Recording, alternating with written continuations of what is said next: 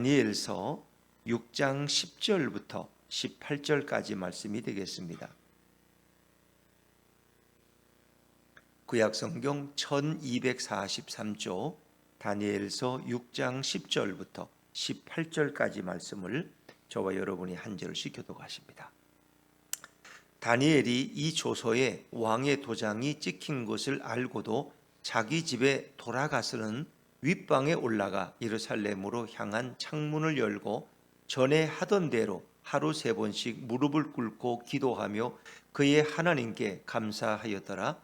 그 무리들이 모여서 다니엘이 자기 하나님 앞에 기도하며 간구하는 것을 발견하고 이에 그들이 나아가서 왕의 금령에 관하여 왕께 아뢰되 왕이여, 왕이 이미 금령에 왕의 도장을 찍어서 이제부터 30일 동안에는 누구든지 왕 외에 어떤 신에게나 사람에게 구하면 사자굴에 던져놓기로 하지 아니하였나이까 하니 왕이 대답하여 이르되 이 일이 확실하니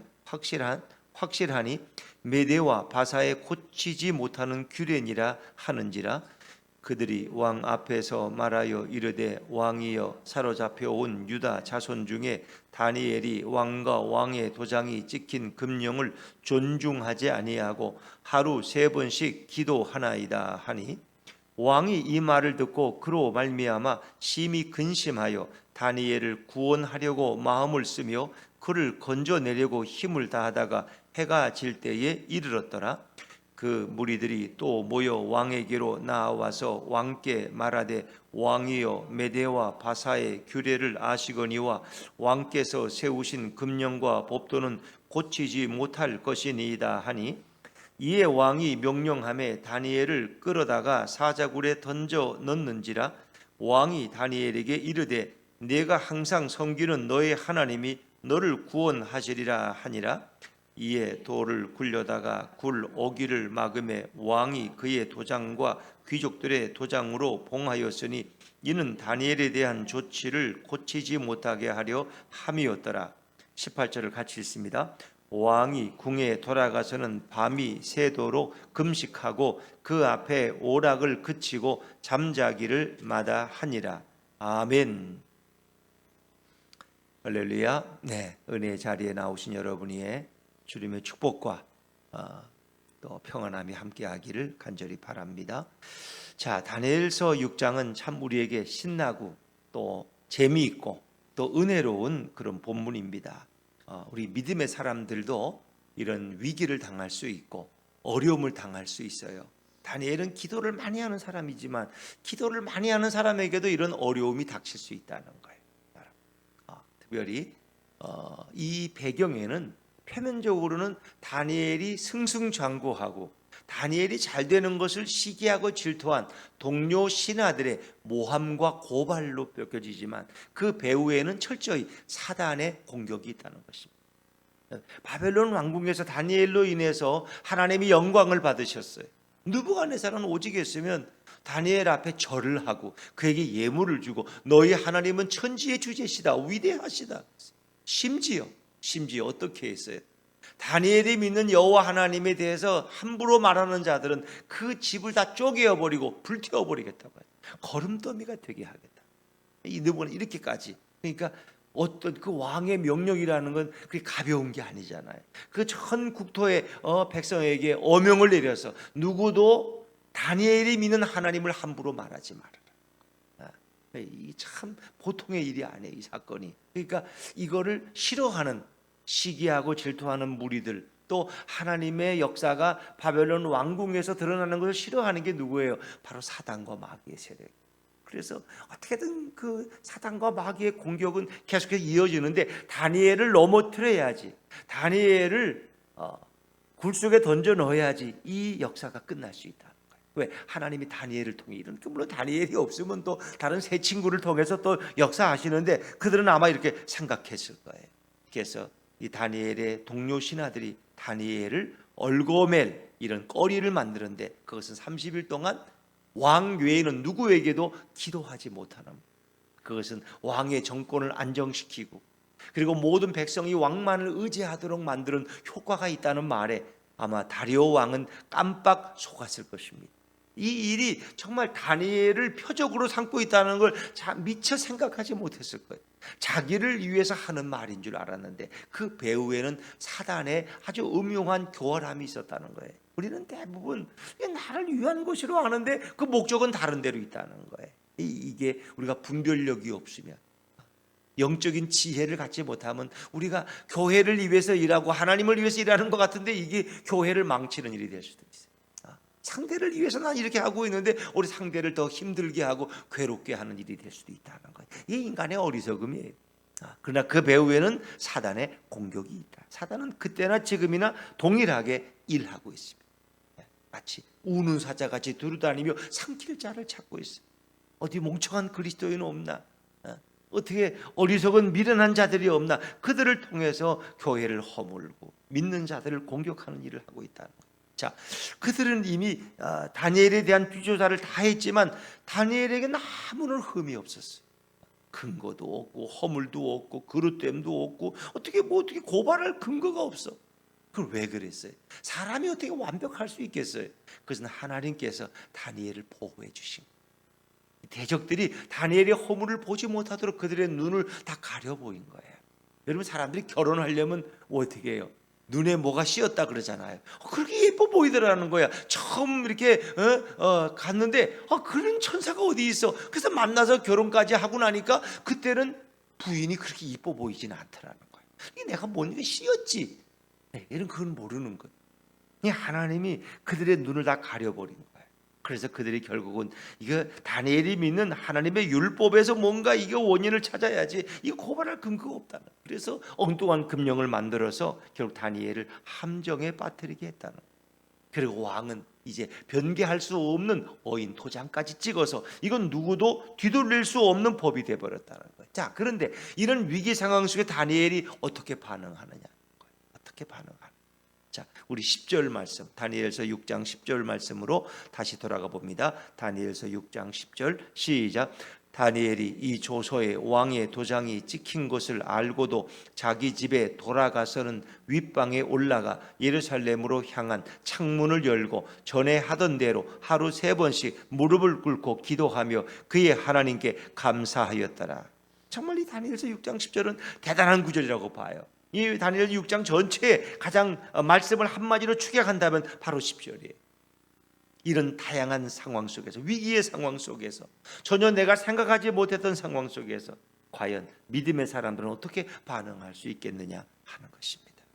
다니엘은 내가 기도하는 모습을 보여주면 저들이 그것을 밀고 해서 내가 사자굴에 던져줄 수 있다는 것을 그는 알았어요. 그는 이미 왕의 조서에 어인이 찍힌 것을 이미 알고 있었어요. 그럼에도 불구하고, 그렇죠, 이 조서에 왕의 도장이 찍힌 것을 알고도 모르고 한 일이 아니야. 이는 이미 알고 자기가 어떤 운명이 다가올 줄 알아요. 그래, 그의 마음속에 아마 2가지였을 거예요. 2가지였어요. 아마 다니엘의 3 친구가 금시장에 절하라, 그러면 풀무불에 던져넣지 않겠다 그러니까 그들이 이 왕 앞에서 뭐라, 느부갓네살 앞에서 당신이 우리를 풀무불 속에 던져 넣어도 하나님이 우리를 능히 구원하실 것이다. 그러나 만일 그래야지 아니하실지라도, 그리 아니하실지라도 난 우상 앞에 절할 수 없다. 아마 다니엘의 마음에도 그런 마음이 있어요. 하나님이 나를 구원하실 수 있을 것이다. 사자굴에 비록 던져놓는다고 하더라도 지금까지 나를 보호하신 하나님께서 왜 능히 나를 건져내지 못하시겠느냐. 그러나 비록 내가 사자굴에서 다시 회복되지 못할지라도 그래도 나는 기도를 멈출 수 없다. 저들의 위협 때문에, 세상의 법 때문에 나는 하나님 앞에 교제하는 것을 내가 금지할 수 없다. 이게 다니엘의 심정이었을 거예요. 만약에 제가 이 본문을 가만히 오늘 새벽에 보면서 만약 내가 다니엘이었다면, 여러분이 다니엘이야, 여러분이 막 이렇게 포로를 끌려가서 지금 출세했어, 지금 뭐 왕이 3번을 바뀌어도 나는 계속 국무총리야, 모두가 다 부러워하고 질투를 받을 정도로 나는 지금 이름 있는 명성을 가지고 있는 사람이야. 그런데 내가 만약에 기도한다면 하루아침에 내 모든 쌓았던 것이 다 허물어져. 난 하루아침에 땅바닥에 추락할 것이고 사자굴에 던져져서 백성들의 손가락질과 험담을 듣게 될 것이, 내 가족과 내 자식들도 다 사자굴에 던져지는 위기를 당할 거라는 거야. 자, 그럴 때 과연 나라면 어떻게 반응했을까? 여러분이라면 어떡하겠어요? 여러분이야. 이게 실제 상황이고 나에게 오늘 다가온 상황이라. 어? 이런 생각 안 하지 않았을까요? 소낙비는 일단 피하고 보는 거야. 우리 그 속담에 그래. 소낙비는 피하고 보는 거야. 거기 괜히 대들었다가 옷 다 젖고 감기 걸려. 소낙비는 일단 피하고 보자. 저 소낙비가 멎으면 그때 좀 가든지 뭐 이런 생각. 또 이런 생각. 아니 한 달만 조용히 살면 되잖아. 내가 예수 믿는 거 숨기고 한 달만 조용히 죽은 듯이 있으면 모든 문제가 해결되는데 왜 그 한 달을 못 참아? 한 달 교회 안 나간다고 죽어? 한 달 예수 안 믿는다고 뭐 더 잘못돼? 하나님이 그렇게 째째한 분이야? 네가 좀 바빠서 한 달 동안 교회 안 나가서 주일 뭐 빠졌어 4번. 그런다고 하나님이 째째하게 뭐 너한테 뭐 벼락을 내릴 거야? 교통사고를 일으키실 거야? 하나님은 그 째째한 분이 아니야. 이러면서 아주 담대하게 세상으로 가서 그냥 예배와 기도를 멈추는 사람들도 있을 거야. 한 달만 조용히 살면 돼. 하나님도 너가 이렇기 때문에 시끄러운 걸 원하지 않을 거야. 이렇게 하나님은 너의 마음 아시잖아. 이렇게 생각. 그래서 세 번째는 아니 내가 지금까지 매일 이렇게 하루 3번씩 기도하고 예루살렘을 향해 창문을 열고 하나님 앞에 겸손히 기도했는데 어떻게 이런 위기를 내게 줄 수 있어? 좀 하나님 살아계신 거 맞아? 하나님이 정말 있기는 한 거야? 그렇게 생각 안 하겠어요? 하나님이 정말 살아계신다면 매일 기도하고 이렇게 충성스러운 나에게 어떻게 이런 위험한 상황을 주실 수가 있어? 빼도 박도 못할 상황을. 이러면서 하나님을 불평하고 원망할 수도 있었을 것 같아. 자, 그런데 다니엘은 달랐어요. 그의 믿음의 반응은 달랐어요. 이 조서에 왕의 도장이 찍힌 것을 알고도 자기 집에 돌아가서는 윗방에 올라가. 윗방이라는 건 다락을 얘기하죠. 다락에 올라가서. 이 유대인들은 이렇게 다락이 있다는 거예요. 거기서 늘 기도하는 자리, 또 뭐 조용히 쉴 수 있는 그런 곳이 있다는 거예요. 윗방에 올라가 예루살렘으로 향한 창문을 열고 전에 하던 대로, 지금까지 계속 해오던 대로 그런 하루 3번씩 무릎을 꿇고 기도하며 그의 하나님께 감사했다. 여기에 참 다니엘의 그 믿음의 모습이 드러나지 않습니까? 그는 예루살렘을 향해서 창문을 열고 기도했어요. 유대인들은 늘 그래요. 예루살렘 성전 쪽을 향해서 기도한다는 거예요. 그것은 자기 민족에 대한 애국심. 히브리인들, 유대인들이 갖는 자기 나라 사랑의 마음이 그렇게 표현되는 거예요. 또 하나님의 성전이 있는 곳을 향해서 뭐 있는 곳이 아니라 있었던 곳이죠. 지금은 허물어졌지만 그 여호와에 대한 신앙적 열정. 그래서 하나님의 성전이 있던 그곳을 향해서 그는 오늘도 그를 바라보고, 그것은 민족 사랑과 하나님 사랑을 동시에 우리에게 보여주는 거예요. 우리도 만약에 전 이방 땅에 가 있어도 우리가 가을이 됐는데 아니면 추석이 됐는데 고향에 돌아가지도 못하고 내가 왜 딴 러시아 땅에서 고생을 하고 있어? 그러면 그 둥근 달을 보고는 어떤 생각이에요? 고향 쪽을 바라보면서 고향 생각하지 않겠습니까? 유대인들도 마찬가지. 자기들이 신앙생활을 했던 절기가 되면 온 손을 붙들고 예루살렘 성전에 올라가서 가족이 찬양하고 기도하면서 예물을 드리고 그 음식을 나누면서 즐거움을 나눴던 그 신앙적 절기에 대한 향수가 있었을 거예요. 그 예루살렘을 향한 그런 마음을 표현하는. 또 하루 3번씩 기도하는 건 유대인들의 기도의 습관이에요. 아침, 저녁, 정오. 그래서 보통 이제 우리가 신약에 보면은 베드로도 기도하는데 오전 9시, 그리고 오전 12시 정오, 그리고 오후 3시 하루 3번. 유대인들의 기도의 습관이 하루 3번 하나님을 생각하면서 하나님께 기도하는 이 친밀함을 가지는 거예요. 그냥 규칙적인 기도죠. 뭐 그것이 3번이든 2번이든 1번이든 날마다 주님과 규칙적인 친밀한 삶을 살았다는 거예요. 이것이 바로 다니엘에게 탁월한 영적 성숙의 기회가 되었을 것입니다. 왜? 매일 하루 3번씩 하나님의 이름을 부르면서 그가 기도합니다. 그리고 그는 기도한다 어떻게 했어요? 전에 하던 대로 하루 3번씩 뭘 꿇고? 무릎을 꿇고. 참 놀라워요. 우리는 지금은 뭐 무릎 꿇고 기도 안 하는데 예전에는 이제 이런 의자가 없는 예배당에서 다 예배드렸기 때문에 우리는 다 그때는 무릎 꿇고 기도, 방석이 있었고 무릎을 꿇고 기도했어요. 이제 뭐 지금 꼭 기도를 뭐 무릎을 꿇는다고 하는 것과 뭐 그런 의미는 아니지만 이 당시에 무릎을 꿇었다는 그런 의미는 겸손의 표현이에요. 하나님 앞에 무릎을 꿇는 건 겸손이에요. 그리고 하나님에 대한 절대 순종의 자세. 순종. 하나님이 무슨 말씀을 하시든지 나는 순종하겠습니다. 우리가 어른들 앞에 아이들 보면 이렇게 무릎 꿇잖아요. 세배하고 나서도 무릎 꿇고 용돈 받으려고, 세뱃돈 받으려고. 또 어른들이나 할아버지 할머니 앞에 앉으면 다 책상다리 하지 않고 이렇게 무릎을 꿇어요. 그 얘기는 뭐예요? 존중감이죠. 존중. 하나님에 대한 절대 순종의 자세, 경외의 자세가 무릎을 꿇는 태도. 그리고 그는 어떻게 기도하며 감사하였더라. 그의 기도의 내용은 감사예요. 감사. 다니엘은 날마다 감사했어요. 왜? 나는 포로 소년으로 끌려왔지만 하나님이 나를 축복하셔서 내가 이런 국무총리 자리까지 오르게 되었어. 이 모든 하나님의 돌보심과 하나님의 보호와 그분의 끊임없는 은혜와 섭리를 기억하면서 그는 늘 감사했어요. 감사했어요. 그리고 적어도 이런 상황, 이 위험에 처한 상황 속에서 이렇게 할 수도 없고 안 할 수도 없는 이 딜레마에 빠진 상황 속에서도 그는 하나님 앞에 감사했어요. 왜? 다니엘이 경험한 것은 늘 위기와 위험이 내게 오지만 이것을 통해서 누가 영광 받았어요? 하나님이 영광 받으신다. 내가 이런 시련과 연단을 당하지만 이로 인해서 하나님이 영광 받으시고 하나님의 이름이 드러날 것을 경험했어요. 그런 느부갓네살 왕이 꿈을 2번이나 해석해 주었어요. 그때마다 하나님의 영광을 받으셨어요. 위기를 벗어나게 하셨어요. 그는 그것을 이미 체험했고 자기의 세 친구가 풀무불 속에서 참으로 하나님의 보호 가운데 구원받았다는 것을 이미 알고 있어요.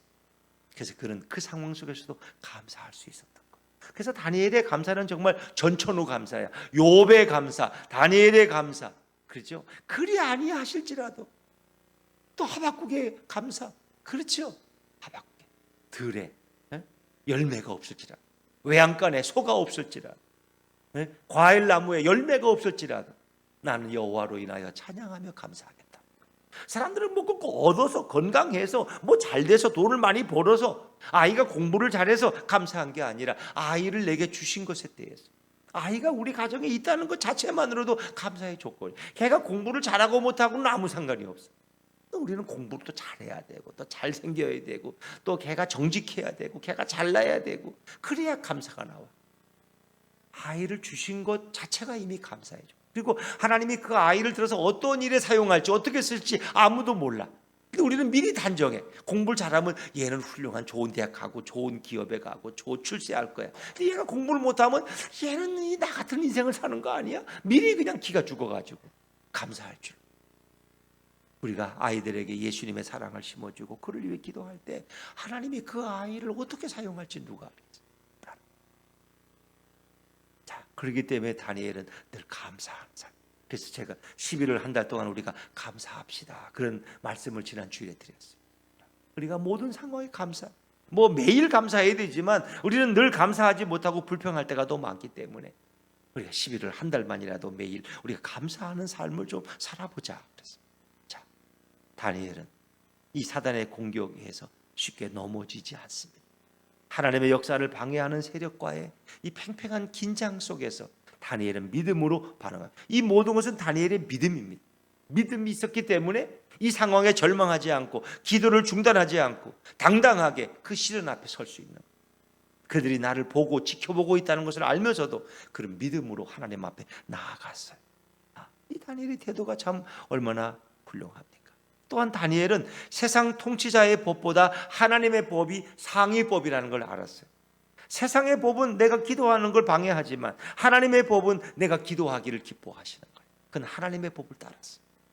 그리스도인은 하늘을 바라보고 살아가고 우리는 천국 시민이지 이 땅의 시민으로 영원히 살면 안 돼요. 우리 이 땅에 뭐 발 디디고 살지만은 우리는 하나님의 나라의 통치를 받는 사람. 그래서 우리는 하나님의 법에 우선이야. 우리는 그렇다고 세상 법을 어기란 얘기가 아니에요.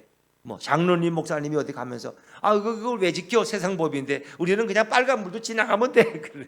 그게 아니에요. 우리 세상 법도 지켜야 돼. 그러나 그것이 긴장 관계가 올 때, 갈등할 때는 하나님의 법이 우선. 하늘의 법이 우선. 다니엘은 그걸 알았어.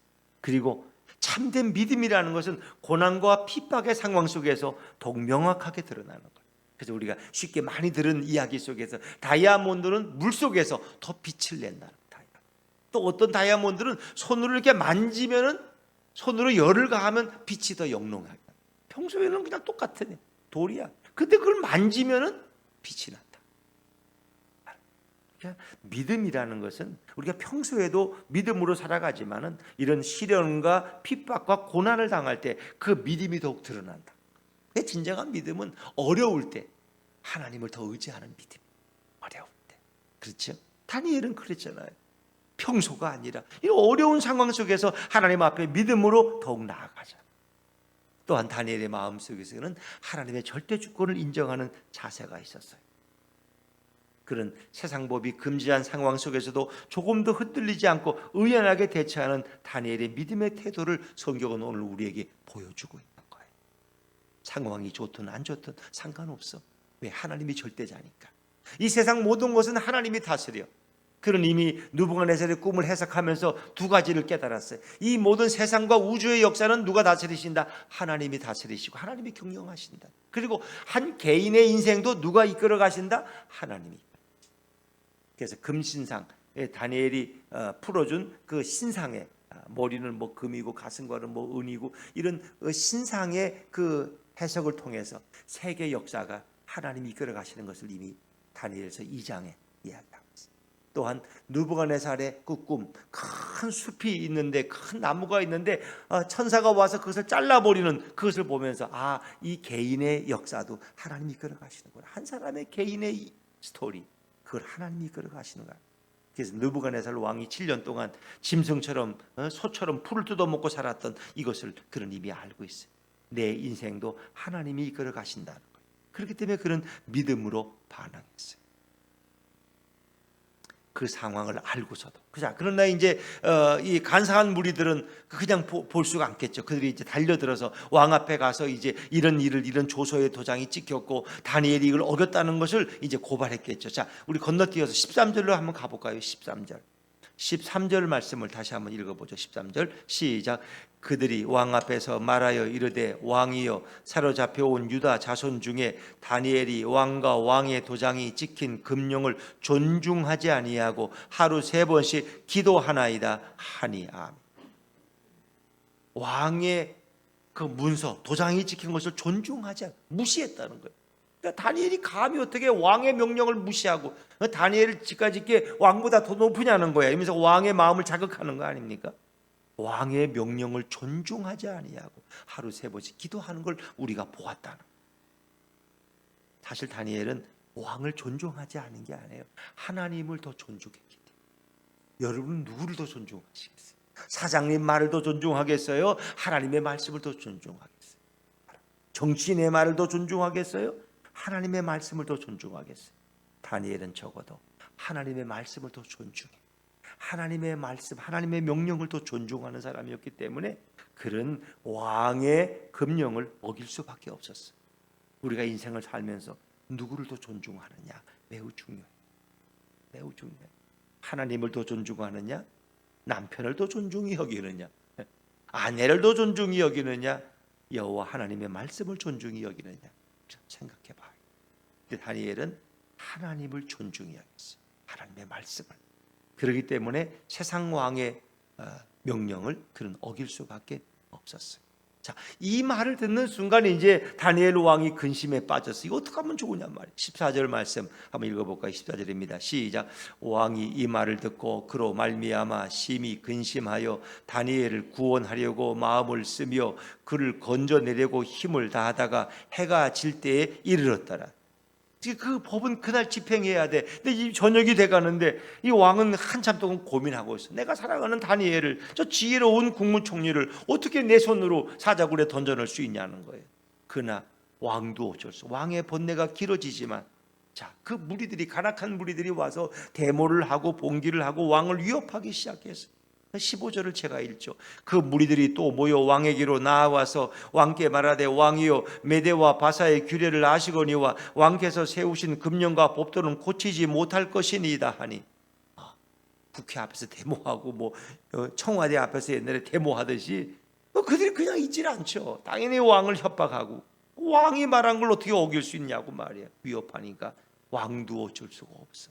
다리오 왕이 그 정도로 물리치제로 강한 사람은 아니야. 그는 결국은 자기의 말에, 자기가 결정한 것에 결국은 자기 패착에 빠지게 됐죠. 그래서 16절에 이에 왕이 명령하매 그랬어요. 다니엘을 사자굴에 넣으라고 명령했어요. 그 사람들은 얼마나 신나게 다니엘을 끌어다가 사자굴에 던져 넣었겠죠. 근데 왕이 한마디 했어요. 16절 중간에 보니까 왕이 다니엘에게 이르되 내가 항상 섬기는 너의 하나님이 너를 구원하시리라 하니라.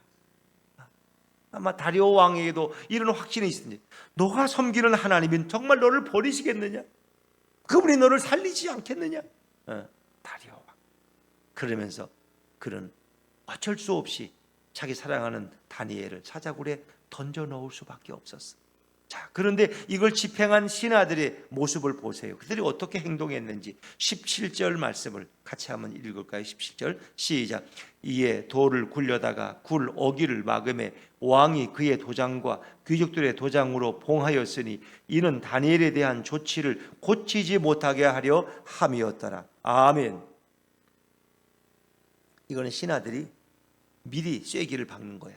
다리오 왕이 사자굴에 다니엘을 던져놓고 또 마음이 또 변해서 야 빨리 끄집어내라, 빨리 끄집어내라, 난 다니엘 없으면 못 산다 이럴까봐 봉함 조치를 했어요. 그래서 이 조치를 다시 되돌리지 못하게 고치지 못하게 하려 하였더라. 그래서 봉인을 하고 도장을 찍었어. 왕의 도장과 신하들의 도장, 누구도 손댈 수가 없어 거기. 이건 이제 끝난 거야. 이들의 철저함. 사단은 때로 이렇게 철저해요. 여러분, 그러나 이제 결과적으로 우리가 뭐 어떻게 했어요? 결과적으로 이제 내일 우리가 살펴볼 말씀에는 다니엘이 사자굴에서 죽지 않고 살아 있었고 오히려 평안함을 가지고 있어서 다리오 왕은 그를 끄집어내고 오히려 그를 모함했던 자들을 대신 사자굴에 집어넣는 일을 행하지 않습니까? 자, 그런데 오늘 이렇게 이 사자굴은 한번 들어가면 도저히 나올 수가 없는 곳이야. 나올 수가. 이거 봉인까지 했어. 그 사자들은 며칠을 굶주린 사자들이 먹을 것만 보면 달려들어. 근데 그 한두 마리가 아니야. 그 집단적으로 달려들어서 다니엘을 그냥 뼈만 나누게 만들겠죠. 그들은 이미 그런 일들을 전에도 경험해 봐서 알아요. 이 사자굴은 한번 들어가면 나올 수 없는 곳이야. 하늘이 깨져도 기적이 일어나도 안 돼. 여러분, 무덤에 사람을 이렇게 장례했는데 그 사람이 다시 살아날 수가 있어요? 이거 불가능한 거예요. 무덤을 이미 사람들 관에 넣어서 죽은 사람을 넣고 또 거기다 봉을 씌우고 흙을 파묻고 심지어는 그 위에 또 공구리까지 할 때도 있어요. 뭐 예전 그러면 이 돌문을 또 크게 막아서 그 돌은 한 사람이 움직여 나올 수도 없어. 이거. 자, 그런데 오늘 다니엘이 이 사자굴 속에 들어가고 그 봉함했다는 걸 뭘 생각나요?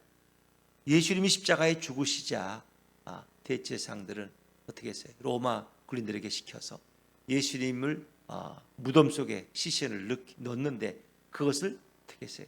돌문을 봉했다 그랬어요. 물론 그것은 이제 그 예수님을 따르던 제자 두 사람, 그들이 이제 자기들의 그 쓰지 않은 무덤에다 모셨지만은 그러나 그 모든 것을 지킨 사람은 로마 군병들이야. 그리고 큰 돌로 그 돌문 입구를 막았어. 그리고 봉했다 그래서 봉인을 했어. 빌라도의 봉인. 아무도 뗄 수 없어. 그리고 로마 군인들이 지키고 있어요. 여러분, 예수님이 거기서 다시 살아나온다는 건 생각할 수가 없어. 제 아들도 예수님의 시신을 훔쳐간다는 것도 상상할 수가 없어. 그 강력한 로마 군인들이 지키고 있는데 누가 어떻게 봉인까지 했는데 빌라도가. 그런데 예수님이 어떻게 됐어요? 예수님은 다시 3일 만에 돌문을 깨뜨리고 부활하셨어요.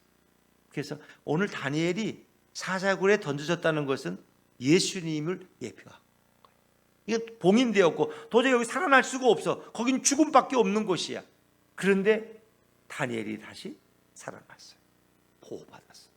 예수님이 무덤 속에 이미 죽어서 던져졌지만은 예수님은 3일 만에 무덤을 깨뜨리고 생명으로 부활하셨어요. 그래서 이 사건은 예수님이 이 땅에 오셔서 다시 부활할 것을 우리에게 예표해 주고 있는 아주 귀중한 본문입니다. 그래서 다니엘의 삶의 많은 부분들이 예수님을 가리키고 있고 또 예수님에 관해서 말씀하고 있어요. 다니엘서 이제 6장, 7장이 지나면 다니엘의 이제 이상, 다니엘이 본 계시가 쭉 나와요. 근데 그 계시를 보면은 뭐 에스겔서나 또 요한계시록이나 동일하게 많은 예수님의 역사들을 다니엘은 예언하고 있어요. 그래서 예수님이 하시던 일들을 미리 자신의 삶으로 보여준 이도 다니엘이지만 그의 예언을 통해서 이 땅에 오실 예수님을 말씀하고 있는 이가 다니엘 예언자다 하는 걸 여러분이 이해하시면 되겠습니다. 오늘 예수님을 우리가 생각해 보면 예수님도 날마다 기도하셨어요. 새벽 미명에 한적한 곳에 가서 기도하시고 하루의 역사를 시작하셨죠. 그리고 저녁마다 겟세마네 동산에 올라가서 밤을 새면서 기도하셨어요. 그분에게 기도의 생활은 거의 규칙적이었어요. 매일 아침 저녁으로 기도하셨어요. 그렇기 때문에 예수님은 자기 앞에 다가온 십자가 앞에서도 동요하지 않고 흔들리지 않았어요. 자기가 십자가를 지는 것이 하나님의 뜻이라는 확신이 들 때 그분은 더 이상 지체하지 않아요. 그러나 그 때를 기다려온 것에 불과해요. 왜? 아무 때나 죽어서는 안 되기 때문에 하나님이 정하신 때와 장소를 예수님은 기다리고 계셨던 거예요. 그분이 기도하심으로 날마다 하루의 사역이 하나님께 영광이 되고 또 많은 이들에게 복음을 증거하는 기회가 되었어요.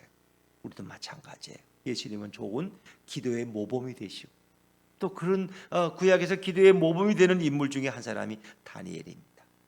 그 어떤 상황 속에서도 그는 흔들리지 않고 하나님을 의지하고 전에 하던 그대로 하루 3번씩 무릎을 꿇고 기도하며 감사했던 인물이 다니엘입니다. 그래서 하나님은 다니엘을 참 귀하게 사용했어요.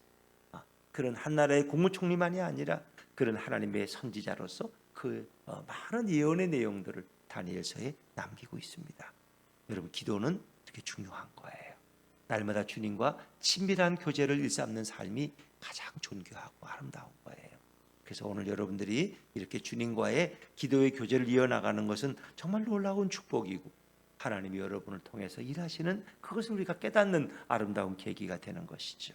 다니엘을 보호하신 하나님, 또 다니엘을 사자굴에서 해서 건져내신 예수님께서 오늘 여러분의 삶에 동행하는 복된 하루가 되시기를 주의 이름으로 축원합니다.